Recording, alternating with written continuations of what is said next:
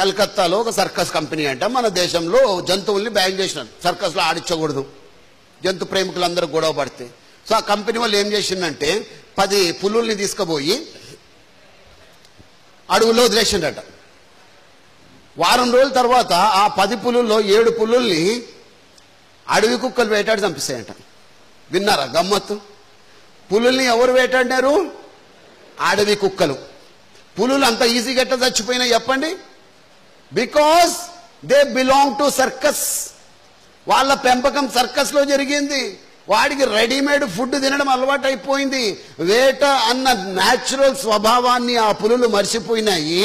అవి పసిగట్టిన అడవి కుక్కలు వీక్ అయినా సరే అవన్నీ కలిసి కట్టుగా దాని మీద దాడి చేసి చంపేయడం జరిగింది.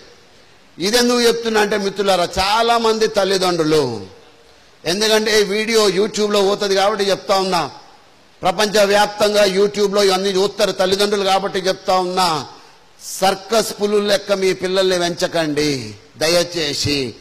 వాళ్ళకు ఒక హిమ్మత్ అన్నది ఇవ్వాలి. చాలా మంది తల్లిదండ్రులు చెప్తున్న పొరపాటు, ముద్దుగా పెంచు, ముద్దుగా, నా బిడ్డకు ఏమవ్వదు, బండిలో కార్లో దింపుతాడు వాడు బుడ్డోడు, వాని కారు ఎందుకు చెప్పండి. ఒక స్కూల్లో ఎల్కేజీ పోరోనికి అడ్మిషన్ కోసం వెళ్తే ఎంతరయ్యా ఫీజు అంటే 1,00,000 ఎందుకు రయ్యా? అందరూ కూర్చోబెట్టి ఏబీసీడీలు చెప్తారు, మేము పనుకోబెట్టి ఏసీలో చెప్తామంట. వానికి పనుకోబెట్టి చదువు చెప్తే చదువు అంటుతుందా? అరే అబ్దుల్ కలాం గారు ఎట్లా పోయినారు స్కూల్కి? పెద్దోళ్ళు ఎట్లా పోయినారు స్కూల్కి? నడుచుకుంటా, చెప్పులు లేకుండా, శివుడి ముక్కుతో, చిరిగిన నిక్కర్లతో వెళ్ళినాం. పెద్దోళ్ళు కాలేదా వాళ్ళు? ప్రపంచంలోనే ప్రముఖులు కాలేదా వాళ్ళు? వీరికి చిన్నప్పటి నుంచి సుకుమారంగా పెంచితే పెద్దగా అయితే వానికి చిన్న కష్టం వస్తే వాడేం బతుకుతాడని?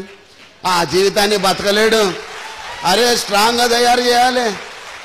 చాలా మంది మొన్న పేపర్లో చదివిన, వానికి 3 నెలలంట పుట్టి పాన్ అట, pan card at the age of 3 months. వాని బ్యాంక్ బ్యాలెన్స్ 1,500,000.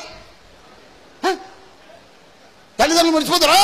ఇన్ని కోట్లు వేసినా నా బిడ్డ పేరు మీద, అన్ని కోట్లు వేసినా. కోట్లు కాదు మా, మంచిదే వేసుకో, కానీ వానికి జీవితాన్ని ఎలా ఎదురీదాలో కూడా నేర్పించాలి. Yes my dear friend,